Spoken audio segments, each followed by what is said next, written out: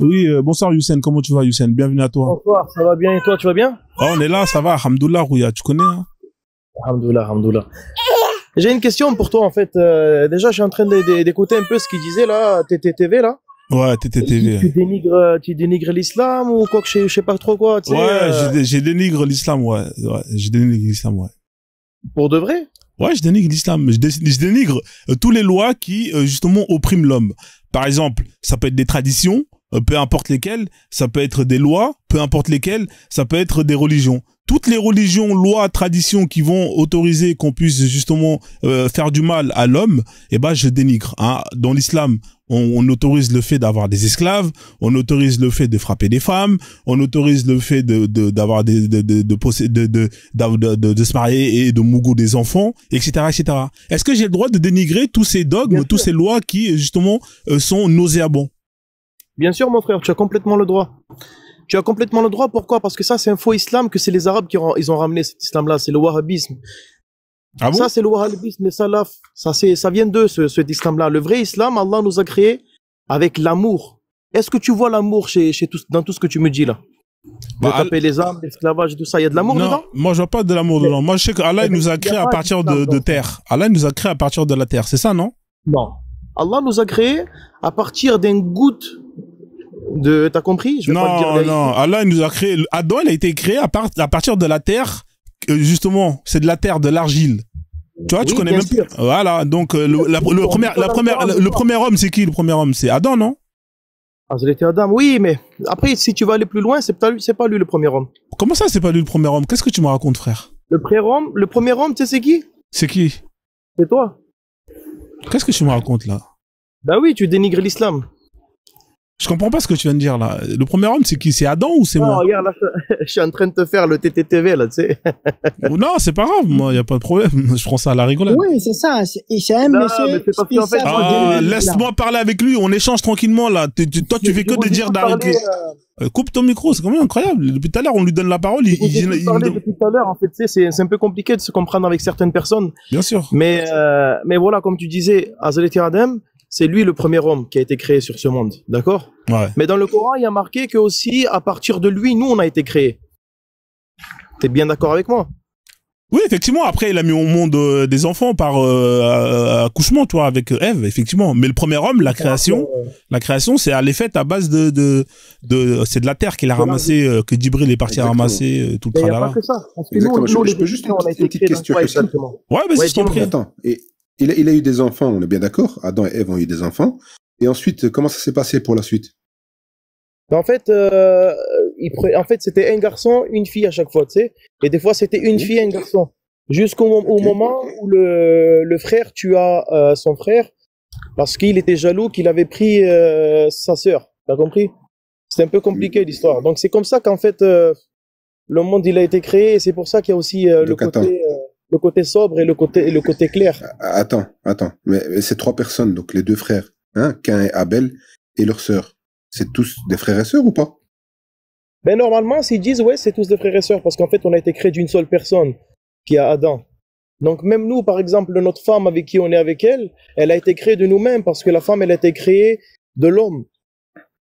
C'est bien d'accord. C'est grave ce que tu es en train de dire. Ça veut dire qu'on est des enfants de ce qu'on appelle en arabe zina al-maharim.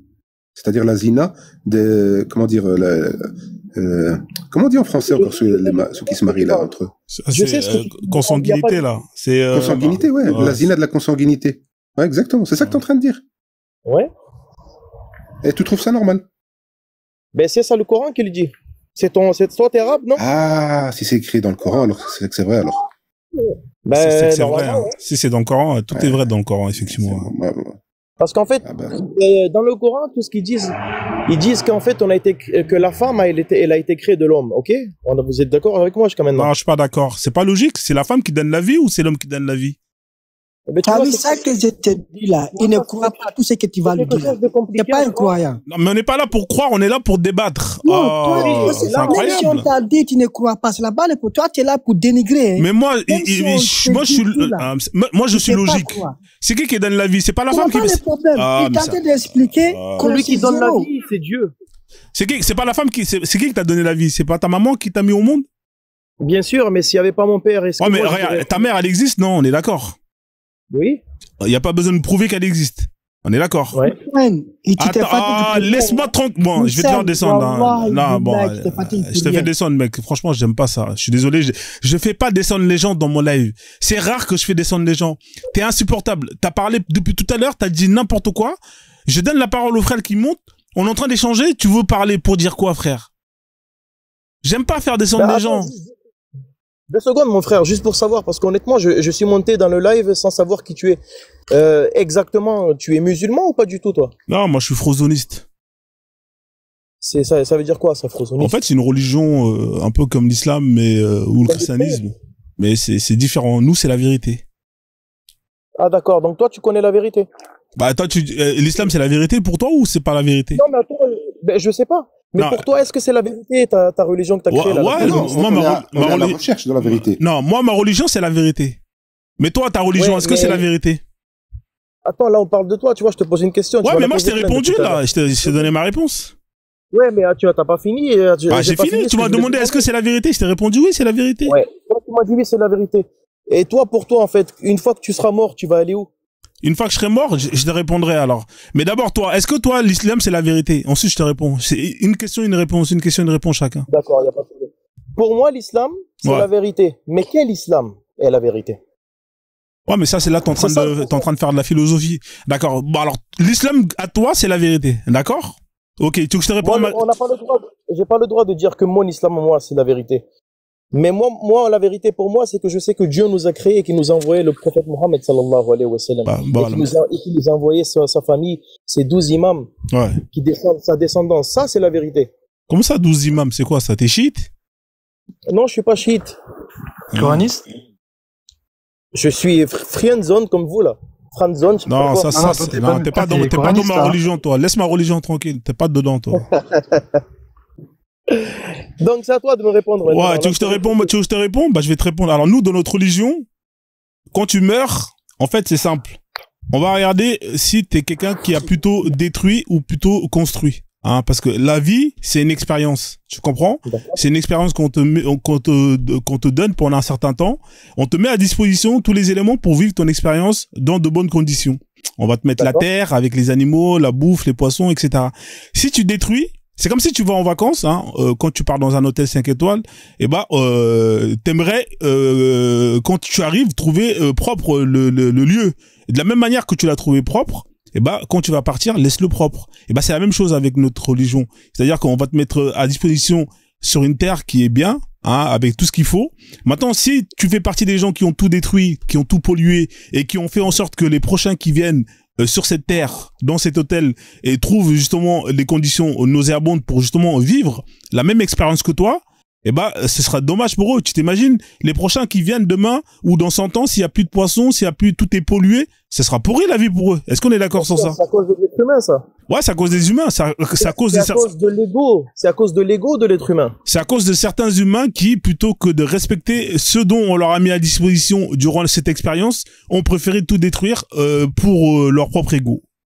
Donc, d'accord, c'est une belle religion que tu as. Attends, j'ai pas terminé, je te raconte ce qui va se passer à la mort. Donc, une fois que t'es mort, on va regarder si t'as plutôt détruit ou plutôt construit. Si tu as détruit, eh ben, tu repars là où tu es venu, c'est-à-dire dans le néant. Parce que le dieu Frozo, quand il t'a créé, il a pas demandé ton avis. Tu comprends? Il t'a créé sans ton avis. Il t'a mis sur terre pour vivre une expérience. Mais, étant donné que t'as échoué en détruisant, eh ben, quand tu vas mourir, étant donné que tu as échoué, eh ben, tu repars dans le néant, tu disparais. Par contre, ceux qui ont réussi et qui ont plutôt construit et justement amélioré la condition de vie en créant des vaccins, tout ce genre de choses, en faisant du bien et tout tralala, eux, on va leur proposer, s'ils veulent revivre une autre expérience, tu comprends?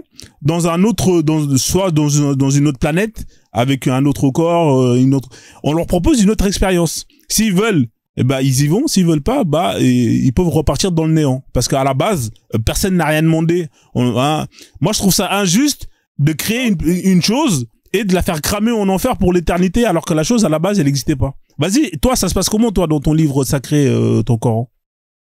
En fait, regarde, déjà, je suis d'accord avec toi sur certaines choses. Mais, donc, du coup, si j'ai bien compris, toi, ta religion, c'est ceux qui ont fait du bien sur ce monde-là. Ils vont avoir une chance de revivre ce monde-là, mais en meilleur, c'est ça? Ils auront l'opportunité de revivre une expérience, soit dans ce monde, dans cette terre, soit dans une autre planète, soit dans une autre dimension. Il y a plein de terres, il y a plein de planètes où il y a beaucoup de vie ailleurs, tu vois. Donc voilà. Et là, en ce moment, là, dans ce monde-là où on est en train de vivre, pour toi, est-ce qu'il est bon ou mauvais? Le monde, il est bien. C'est juste que c'est les gens qui font que c'est de la merde.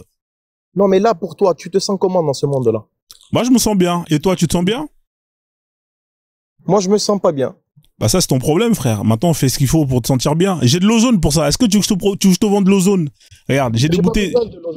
Regarde, j'ai de l'ozone ici. Ça, c'est pour les gens qui ont des problèmes.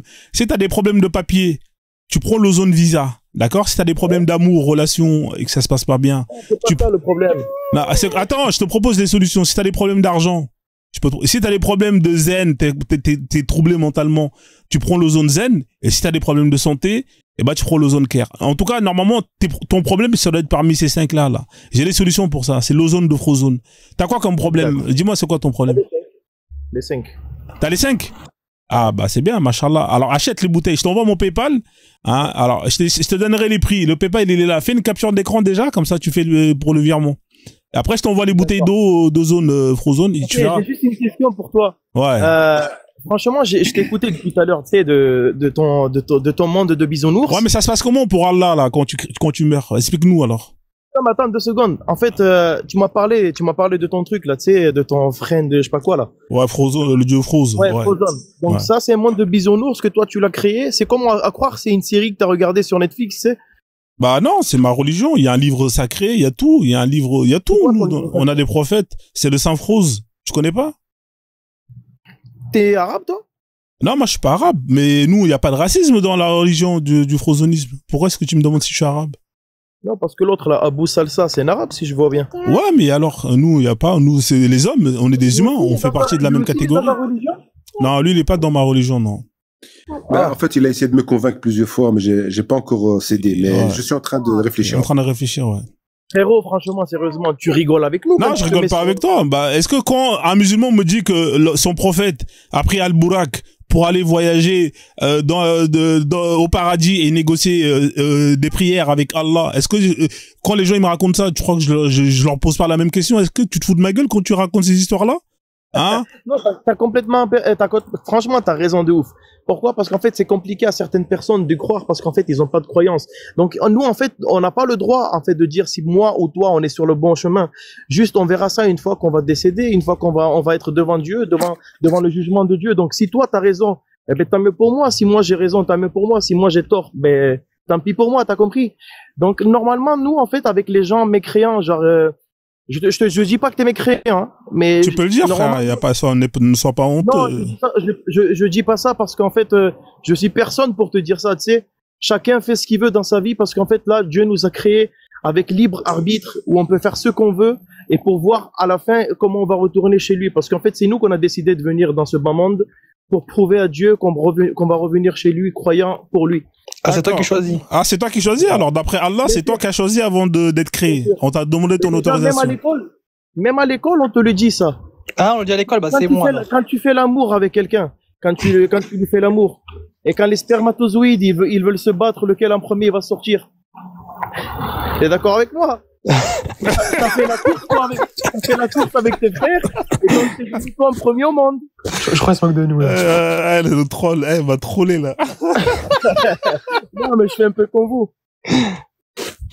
Ouais, Mathieu. Non, écoute, mon frère, franchement, je ne vous dérange pas plus. Sérieusement, Hussein, en tout cas, je voulais juste parler un peu avec vous, pour rigoler avec vous, mais honnêtement, justement, c'est pour ça que je voulais te poser une question. Réfléchissez bien à ce que vous faites. Il m'entend pas. Réfléchissez bien à ce que vous faites. Je vous dis encore une fois. Pars pas, Hussein, reste ici. On est là, on est bien. Je suis obligé de partir parce que là, en fait, j'ai un rendez-vous au docteur avec ma fille, donc. Est-ce que quelqu'un m'entend? Ah, ouais, on t'entend, Abou Salsa.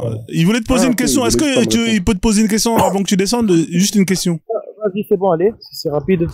Ouais, toi, tout à l'heure, t'as dit, ça, c'est un islam inventé par les Arabes. Quand t'as dit ça, pourquoi t'as dit ça? Est-ce que toi, tu penses que t'as une version qui n'est pas celle des Arabes de l'islam? En fait, c'est compliqué, mais si vous croyez pas dans l'histoire du prophète et tout ça, ça sert à rien de débattre dans ça, parce qu'après... Ah, si. C'est en fait après la mort du prophète Mohammed sallallahu alayhi wa sallam que tout a changé, en fait. C'est là où, en fait, il y a eu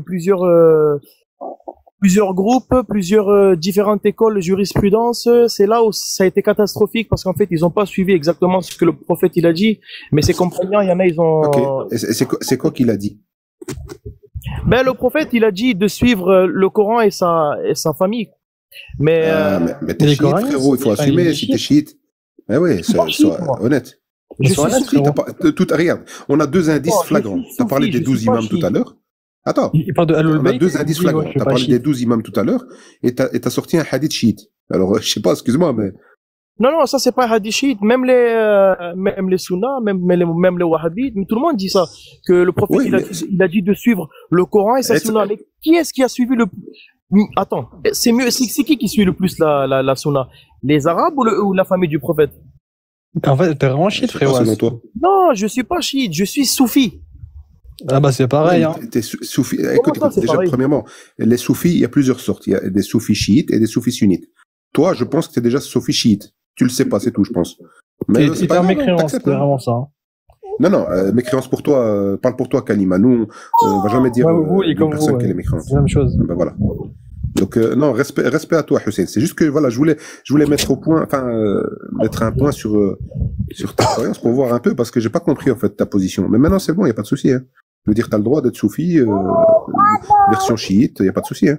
Ah, c'est pour ça. Ok, je te remercie, mon frère. Écoute, je suis vraiment pressé. Je vous laisse en tout cas. Merci. En tout cas, tu reviens quand tu veux. T'es le bienvenu. Merci. Merci, mon frère. Bonne soirée à vous. Que Dieu nous guide tous. Inch'Allah. Ouais.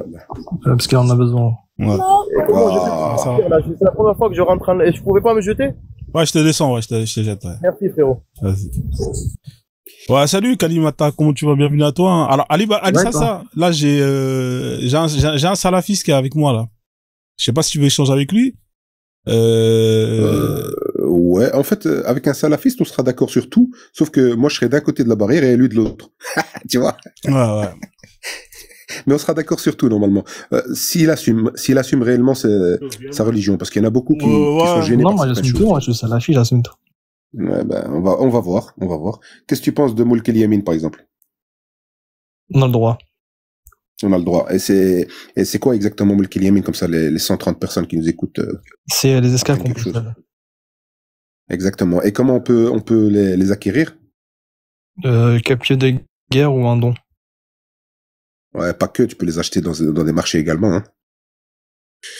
Ouais, si tu veux. Il y a aussi la version de quelqu'un qui est endetté avec toi, il peut devenir ton esclave, mais ça, il y en a certains qui l'ont rejeté, mais bon, c'est pas grave. Donc, il y a 3 façons d'avoir des esclaves. Donc, prise de guerre, on attaque un village, on pragmatise certaines personnes, et les femmes et enfants deviennent des esclaves. Ou bien, héritage ou don, effectivement, et aussi acheter dans un marché d'esclaves. Tu vois. Maintenant, ma question à te poser, c'est là qu'on va voir si vraiment tu assumes tes textes réellement. Si, par exemple, demain, il y a un État islamique, tu habites, toi, avec ta famille, il n'y a pas de problème. Et bon, t'es marié, t'as des enfants, tu vois. Et à un moment donné, un accident de la vie, tu as une grosse dette envers quelqu'un de la communauté, et tu te retrouves à devenir son esclave. Malheureusement, t'as pas le choix pour t'en sortir. Ma question est la suivante. Est-ce que tu accepterais, déjà, parce que c'est dans le fiqh islamique, que ce monsieur-là, qui devienne ton maître, puisse avoir des relations avec ta femme, puisque le fiqh lui permet également. De nos jours ou à l'époque? Non, de nos jours, hein. De toute façon, c'est valable en tout lieu. C'est pas permis, du coup, de nos jours. Qui t'a dit ça? Le prophète, il a dit que les musulmans doivent respecter leurs engagements. Donc, par exemple, si on prend l'Arabie Saoudite, qui applique la charia, eux, ils ont signé un traité qui interdit l'esclavage. Donc, eux, ils ne les pratiquent plus.